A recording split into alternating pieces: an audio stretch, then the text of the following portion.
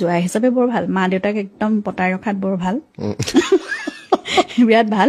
আজিকালিও কেতিয়াবা কিবা কথাত যদি মই অকমান উচ্চ স্বৰত কথা কওঁ, মায়ে এতিয়াও তাৰমানে এই বিয়াৰ 24 বছৰৰ পিছতো মা দেউতাই মোকে কব, তোমাৰ খংটো অলপ বেছি, বেচেৰাটো সি একোৱেই নেমাতে।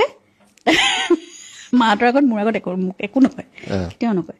আৰু সাধাৰণতে নালাগে মোৰ লগত কাজিয়া, মানে মই কাজিয়া লাগিবলৈ হলে বহুত উচ্চতাব লাগিব, তাৰমানে বহুত লাগিব, প্ৰভোগ কৰি থাকিব লাগিব, তেতিয়াহে কাজিয়া এখন লাগেগে।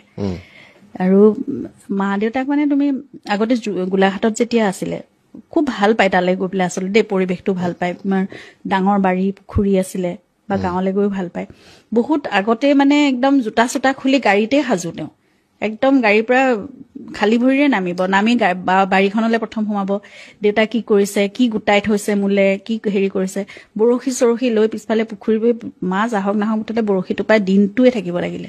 পিছফালে আমাৰ বৰ্তা এজন আছিলে, আমি বৰ্তা বুলি মাতো, খুব ঘৰুৱা, তেওঁ সদায় জোকাই মানে, জোৱাই আহিছে নিজে মাছ ধৰি পুখুৰীত খাব লগা হৈছে ন, সৰুৰেকে একো গোটাই থোৱা নাই, সেইবোৰ হেৰি নাই আৰু খুব ভাল পায়। আৰু বাৰীত কি হৈছে, কি গোটাব, কি গছ পুলি তাৰ পৰা আনিব নিজে ৰুবলে, তাৰপিছত ক'ৰবাত কিবা পালে দেউতালে আকৌ সেইবোৰ গছ পুলি লৈ যাব। আৰু দেউতা আৰু জুবিনৰ বহুত নেচাৰ একে, মানে গছ গছনি খুব ভাল পায়, ফল ফুলবোৰ ঘৰত লগাই খুব ভাল পায়, দেউতাৰ লগত বহুত মিলে। আৰু আপোনাৰ যেতিয়া প্ৰথম সম্পৰ্ক হৈছিলে, যেতিয়া আপুনি ঘৰত কৈছিলে, আপোনাৰ ঘৰৰ মানুহে ভাল পাইছিল নে বেয়া পাইছিলে? নাই, প্ৰথমতে ভাল পোৱা নাছিলে।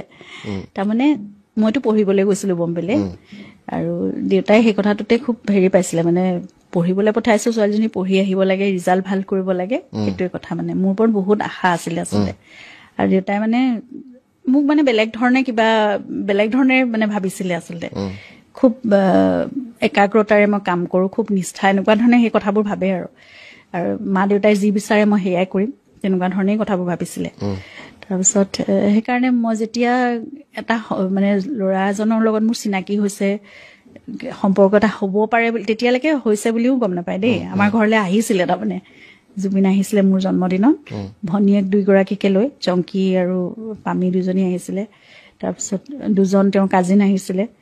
তাৰপিছত তেতিয়া মানে মোক সুধিছে কেলে আহিছে, ঠিক আছে বাৰু আলহী আহিছে বেলেগ কথা, চিনাকি, কিন্তু গোটেই পৰিয়ালটোলৈ কেলে আহিছে। তাৰপিছত তাৰ কেইদিনমানৰ পিছতে আকৌ জুবিনৰ কুকুৰ খুব ভাল পায় নহয়, তেতিয়া পেপচি বুলি লেব্ৰাডৰ এজনী আছিলে, পেপচিৰ কথা খুব কৈ থাকে মোক, সেইকাৰণে পেপচিকো মোক চিনাকি কৰি দিবলৈ আনিছিলে তাৰমানে ঘৰলে। মাহঁতে তেতিয়া সন্দেহ কৰিলে, কেলে বাৰে বাৰে আহি আছে, বন্ধত মই ঘৰলৈ আহোতে 2-3বাৰকে কেলে আহিছে, কুকুৰে চুকুৰে চবকে লৈ আহি চিনাকি কৰাই আছে কেলে। তেতিয়া আৰু মই বিশেষ একো নকলো। পিছততো মানুহৰ পৰা শুনিছে, গম পাইছে। দেউতাই কৈছে মই পঢ়িবলৈহে পঠাইছিলো, ছোৱালীজনী ল'ৰা ঠিক কৰিবলৈ পঠোৱা নাই নহয়, মানুহে মোক হাঁহিব, তুমি এইবোৰ কাম নকৰিবা, এনেকে বাৰে বাৰে মোক বুজাই, আৰু খুব বুজাই।